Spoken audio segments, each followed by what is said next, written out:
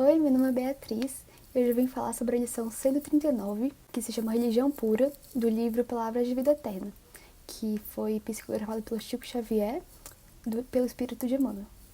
E antes da gente falar sobre essa lição, a gente vai fazer uma prece para poder harmonizar nossos pensamentos para receber melhor essa mensagem.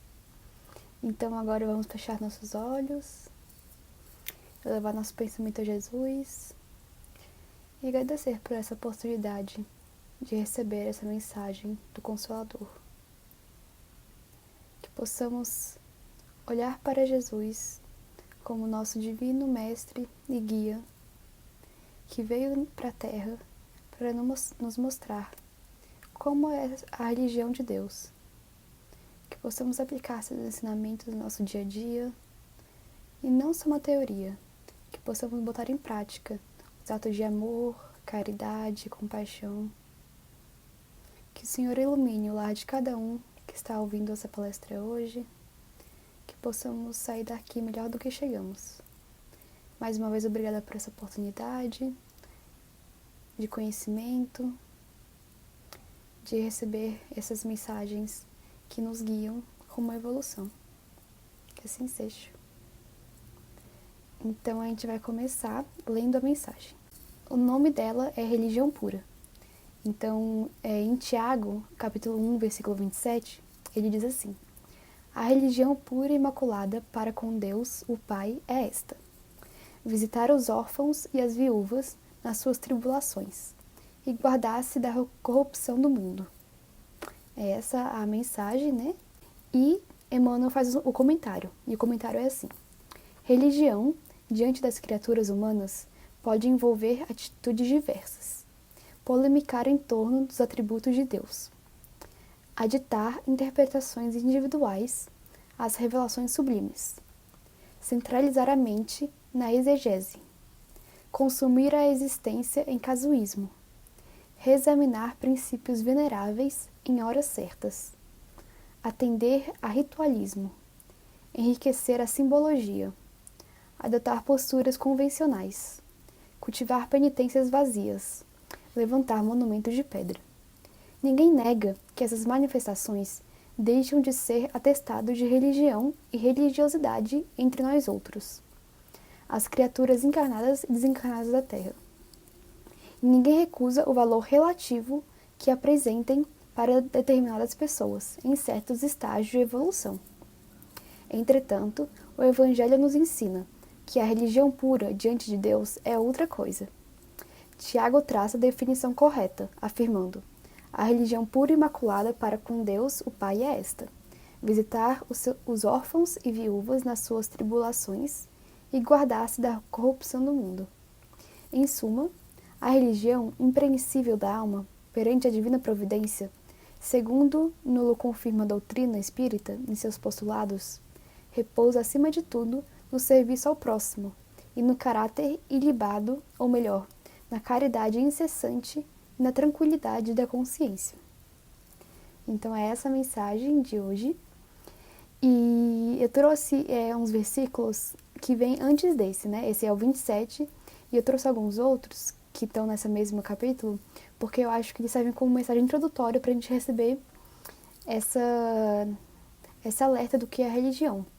Então, nos versículos de 2 a 4, ele diz assim: Meus irmãos, tende grande gozo quando cairdes em tentações, sabendo que a prova da vossa fé opera a paciência. Tenha, porém, a paciência a sua obra perfeita, para que sejais perfeitos e completos, sem faltar em coisa alguma. Então aqui Tiago nos diz que a gente ainda cai em várias tentações, e isso é comum, né? Porque a gente ainda está no mundo de provas e expiações. E ele nos inspira que a fé opera a paciência. Então a gente ainda vai cair em várias tentações, ainda vai reencarnar várias vezes, mas é por meio da fé que um dia a gente, depois de várias tentativas, a gente vai chegar nessa obra perfeita, né? Que é a evolução. Então ele diz para a gente ter paciência diante das nossas tentações. Aí no versículo 22 ele diz assim: E sede cumpridores da palavra, e não somente ouvintes, enganando-vos a vós mesmos. né? Então ele nos diz que não basta ouvir a palavra, saber, ter o conhecimento da doutrina e não cumprir ela, né? Então ele faz esse alerta. Aí no versículo 25, ele fecha. Aquele, porém, que atenta bem para a lei perfeita da liberdade, e nisso persevera, não sendo ouvinte esquecediço, mas fazedor da obra, este tal será bem-aventurado no seu feito. Então ele diz aqui que é sobre a lei perfeita da liberdade, que a gente chama de livre-arbítrio, né? Então quem escolhe o livre-arbítrio para fazer o bem, né, para não só ouvir a palavra e sim cumprir ela, não só esquecer a palavra e sim botar ela em prática, esse sim será um bem-aventurado no seu feito, né? Então acho interessante introduzir a lição com essas passagens, porque elas abrem portas para o que a gente vai discutir hoje, né? Que é ter fé e paciência diante das nossas tentações, saber que não é só em uma encarnação que a gente vai conseguir resgatar os débitos que a gente já teve, e que não basta a gente ouvir só a palavra, a gente também tem que colocá-la em prática, o que a gente aprendeu, né? Então, diante disso, eu vou falar um pouquinho sobre a religião. Lá na passagem está escrito sobre religião e religiosidade, mas essas coisas não são a mesma, né? Na palestra do Haroldo, que se chama Cristianismo e Outras Religiões, ele faz essa diferenciação. Então, ele diz que religião é um ato coletivo, já a religiosidade é uma prática individual. Então, a religião, ela está englobada nos rituais, na hierarquia e nas interpretações. Então, é quando um conjunto de pessoas com os mesmos valores vão praticar essa religião. Já a religiosidade, que é a base da religião, ela é mais individual, é mais sobre a sua conexão com algo divino, né? Então, tem essa diferença. Aí, tem uma frase de Emmanuel que ele conceitua a religião. Então, Emmanuel diz: religião, em tese, é a presença do Criador na criatura, guiando a criatura no rumo da perfeição. Aí, sobre essa mensagem, eu lembrei da pergunta 621 do Livro dos Espíritos, que é: onde está a lei de Deus? Que é na nossa consciência, né? Então, a religião é a criatura percebendo que Deus está nela, que o Criador está nela, e está nos guiando rumo à perfeição, por meio da nossa consciência. Então, a gente já sabe o que é certo e o que é errado, a gente só precisa colocar isso em prática por meio da religião. É interessante essa passagem porque sempre a gente tem essa tendência ao longo dos anos de colocar o homem no centro. Então, na religião, seria um ambiente perfeito para fazer essa conexão entre você e Deus. Então, puxar Deus para mais perto de você, né? Então, é importante a gente se atentar a isso, de que religião não é sobre rituais, não é sobre, como está escrito na mensagem, né? Não é sobre rituais, sobre levantar templos de pedra, é sobre essa conexão direta com Deus. Aí eu trouxe uma breve história, assim, uma breve conceituação da história da religião. Então, de onde que ela veio e como ela foi se transformando ao longo dos séculos. Então, a religião, ela tem sua base no animismo. E o que é o animismo? É a ciência de que os seres são animados e têm alma. Então, desde os princípios, desde os primeiros povos que habitam a Terra, eles começaram a acreditar que os seres animados têm alma. E aí eles começaram a adorar esses seres animados. Mas aí começaram a adorar os vegetais. Então, o nome dessa adoração dos vegetais é idolatria. Aí depois veio, em outros povos, a zoolatria, que é a adoração dos animais. E um exemplo bem claro disso são os egípcios, né? Que eles tinham aqueles vários deuses, eles eram politeístas, e tinham vários deuses que se mesclavam entre seres humanos e animais. Então tinham deuses com cabeça de gato, cachorro, enfim. Eles tinham essa adoração por deuses animais. E a adoração de hoje em dia, né, dos próximos séculos até hoje, é a idolatria, que é a adoração de ídolos. Então, seja um deus ou vários deuses, a religião fazia essa idolatria, essa adoração de ídolos. Então, começou como politeísmo. Ao começo das religiões, todas elas eram politeístas. Sejam as religiões gregas, egípcias, todas elas adoravam mais de um deus. Aí vieram os hebreus e começaram a instituir o monoteísmo, que seria a adoração de um só Deus, né? E eles faziam essa adoração muito externamente, né? Eles desvinculavam as mensagens para trazer ela mais para o povo, então o seu mérito estava em propagar as lições morais para a maior quantidade de pessoas possíveis, né? Então eles faziam essa adoração externa a um só Deus. E hoje em dia existem mais de 50 mil religiões no mundo. Existem muitas religiões, eu nem imaginava que era tudo isso. E nessa palestra do Haroldo, sobre cristianismo e outras religiões, ele fala que a religião é como se fosse uma língua de Deus. Então, por que existem tantas religiões? Porque cada pessoa, cada povo, cada cultura tem o seu próprio contexto. Ele até deu um exemplo de uma vez que ele viajou para Dubai para dar uma palestra e ele foi convidado para ir para um jantar. E nesse jantar, ele era no meio de um deserto. Aí, um homem que morava nesse deserto, ele falou, nossa, como aqui é bonito, né? Aí o Haroldo, ele comentou que ele olhou para a esquerda, só tinha areia, olhou para a direita, só tinha areia, olhou para cima, só tinha um céu sem nuvens. E aquele era o contexto daquela sociedade, né? Um deserto vasto, só de areia, e naquele povoado eles tinham a religião deles, né? Então é interessante essa passagem para a gente perceber que cada homem tem o seu contexto, tem sua cultura, tem a sua base de crenças, né? E por isso existem várias religiões, porque na Terra, na nossa fase evolutiva, os povos ainda se dividem em vários grupos, né? E vários grupos com várias religiões e várias línguas. E Deus consegue falar com cada uma delas. Então, sobre isso, eu trouxe uma mensagem de um sacerdote brasileiro em que ele conceitua a ideia religiosa. E aí ele diz que a ideia religiosa é um modo de expressão espiritual, tanto quanto a linguagem. Cada qual adora o Senhor segundo a sua capacidade de elevar-se nos domínios do conhecimento e da virtude.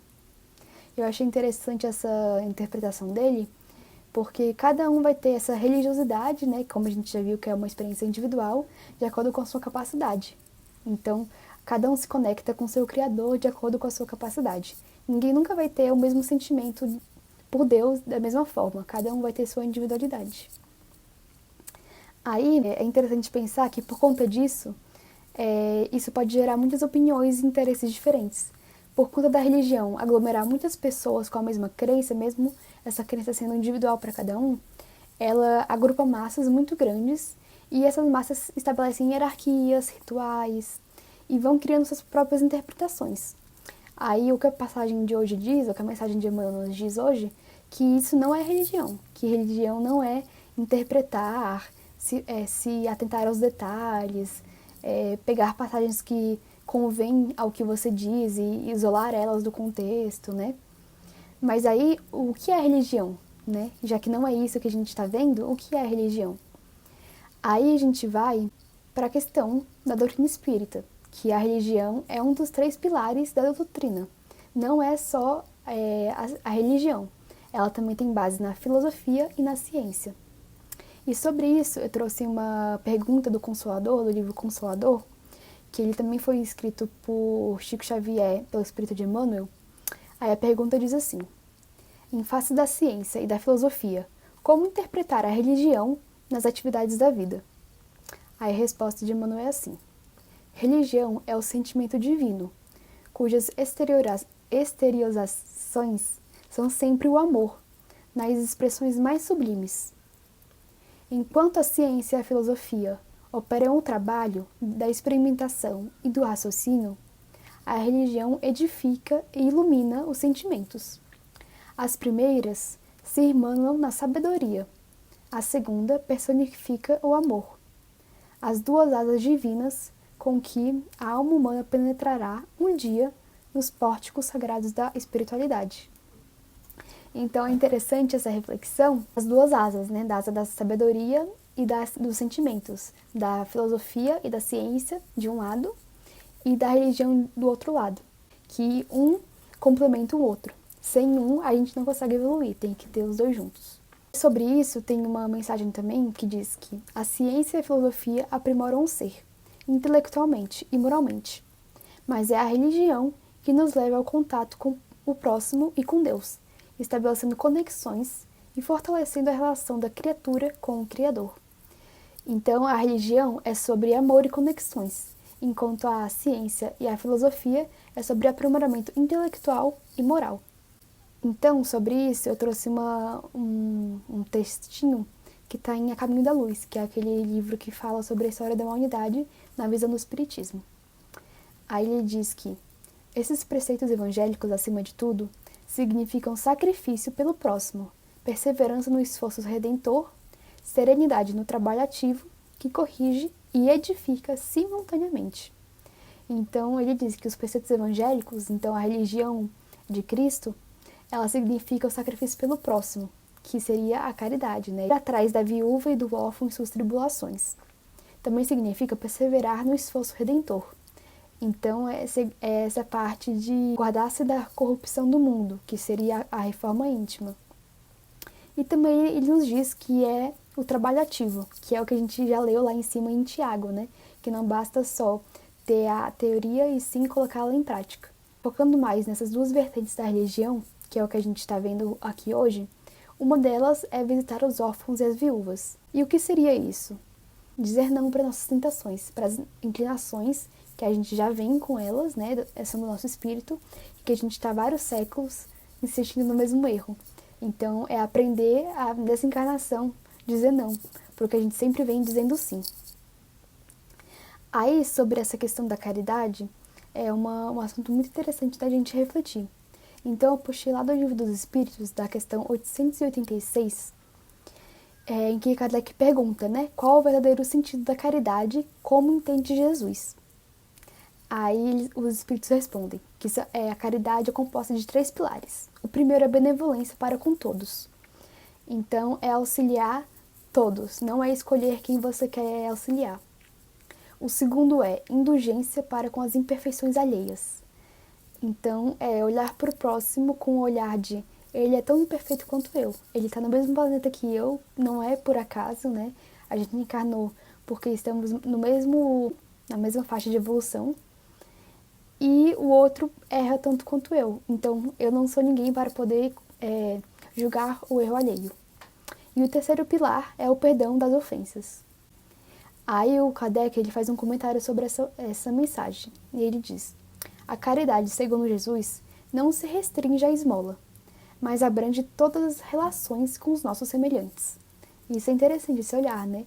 Que a caridade, a gente pode exercer ela em todas as relações que a gente tem ao longo da nossa experiência aqui na Terra. Com nossos familiares, com quem a gente trabalha, com quem a gente estuda, com os nossos amigos. A caridade é esse olhar benevolente para com o próximo. E tolerante também.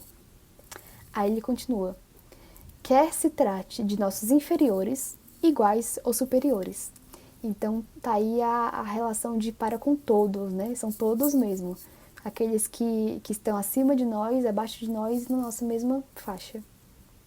Ela nos manda ser indulgentes, porque temos necessidade de indulgência. Então a gente tem que olhar para o próximo como um irmão que está nessa mesma luta, nessa mesma tentativa de evolução contra a gente. Aí ele continua: o homem verdadeiramente bom procura elevar o inferior aos seus próprios olhos, diminuindo a distância entre ambos, que foi isso que Jesus fez, né? Ele, mesmo sendo um ser crístico, né? Um ser que não precisava encarnar, que já governava um planeta inteiro, ele veio à Terra para olhar à altura dos nossos olhos. Então ele veio nos ensinar pela prática como é ser feliz, como é seguir os ensinamentos que Deus nos indica para ter a evolução. Então ele não só mandou alguém para isso, como ele veio até nós para nos passar essa mensagem no nosso nível. E aí está um grande exemplo de caridade, né? Aí, refletindo um pouco sobre isso, a gente vê que não só no Espiritismo, como em outras religiões, sempre bate na tecla da caridade, do amar o próximo. Mas eu fiquei pensando, por que amar o próximo? Por que não basta a gente amar a si mesmo, praticar o autoconhecimento, a reforma íntima, se isolar num canto e só se conhecer mais? Porque amar ao próximo também é necessário. Aí, Emmanuel me respondeu, né? Ele nos diz que a religião é a força que está edificando a humanidade. É a fábrica invisível do caráter e do sentimento. Então a resposta É a religião que vai edificar o nosso sentimento, né? É a religião que vai botar em prática tudo que a gente tenta aprender na teoria, né? É esse olhar para o próximo, é esse olhar que a gente veio numa encarnação coletiva, a gente não veio só num planeta sozinho. A gente veio no meio de várias pessoas, de vários espíritos que também estão buscando a mesma coisa. Então, esse botar em prática é uma fábrica. O que é uma fábrica? É algo que cria, que está no processo de criação do quê? Do nosso caráter, né? Do nosso espírito. Então, amar ao próximo é uma forma da gente botar em prática os nossos conhecimentos, ver se a gente realmente aprendeu e botar à prova os nossos ensinamentos. Aí eu trouxe uma mensagem do Everton Quadros, né? Que está no livro Ideal Espírita, também de Chico Xavier. E esse Everton Quadros, né? Ele foi o primeiro presidente da FEB e ele vem dizer aos espíritas, ele veio alertar os espíritas sobre a religião, sobre como a gente deve conduzir os centros espíritas, em que tom a gente deve conduzir os trabalhos espíritas.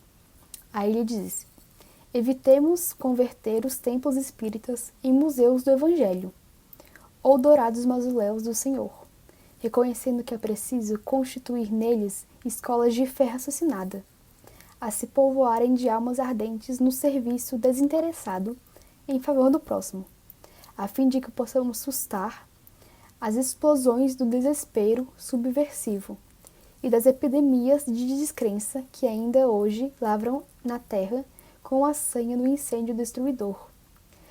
Então, nessa mensagem, né, bem assertiva, ele nos diz que não é para os centros espíritas serem museus do Evangelho. Então, não é para eles serem lugares que só guardam a palavra, que só expõem a palavra e não colocam ela em prática. Não é para serem templos dourados, então não é para serem templos de contemplação e exposição das riquezas materiais. É para ser um lugar em que as pessoas possam constituir a fé raciocinada. Então, é esse lugar onde todos estão trabalhando, desinteressados, então sem a vontade de receber algo em troca, para consolar nossos irmãos, né, que estão nessa descrença e no desespero. Então, ele nos indica que o centro espírita é para ser o que Jesus fez com nós, né? É para ser esse lugar de trabalho, de exemplo, de caridade. Então, eu achei bem interessante essa mensagem. Aí eu trouxe para a gente encerrar um poema que foi escrito pelo espírito de J. Baltazar da Silveira, que também foi psicografado pelo Chico Xavier.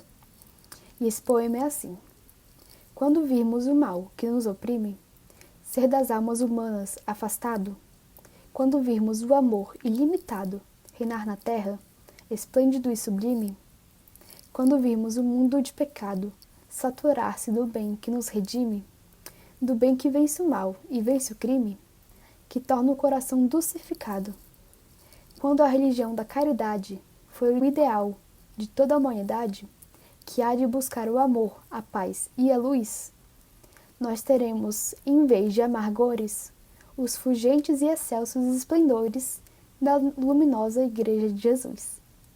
Então, eu acho que esse poeminha tem tudo a ver com o que a gente está falando hoje, né? Da religião da caridade, que vence o mal, vence o crime, que vem nos alimentar de amor, paz e luz, e que vai derramar esse amor a todos, né? O amor ilimitado, incontestável de Jesus com a gente.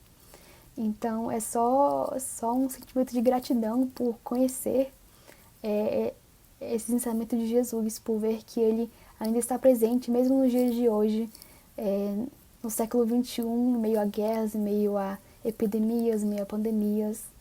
A mensagem é a mesma, né? A mensagem é a mesma de caridade, de olhar pelo próximo, de olhar para si, de dizer não às nossas más tendências.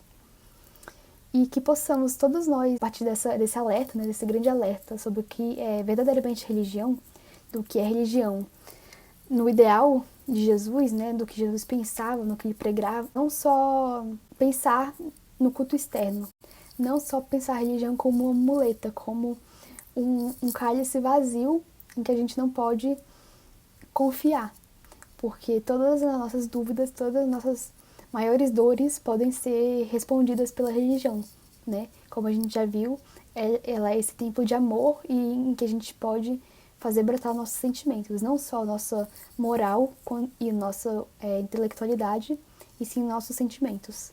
Então, que possamos fazer da nossa religião esse espaço de cura, de expressão de sentimentos, de consolo das nossas dores e espalhar isso para os próximos, né? Espalhar isso para aqueles que mais precisam. E essa foi a mensagem de hoje. Espero que vocês tenham gostado e a gente vai encerrar ela com uma prece.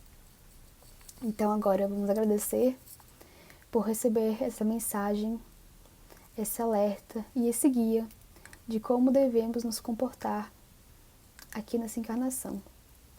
Que possamos fazer da nossa religião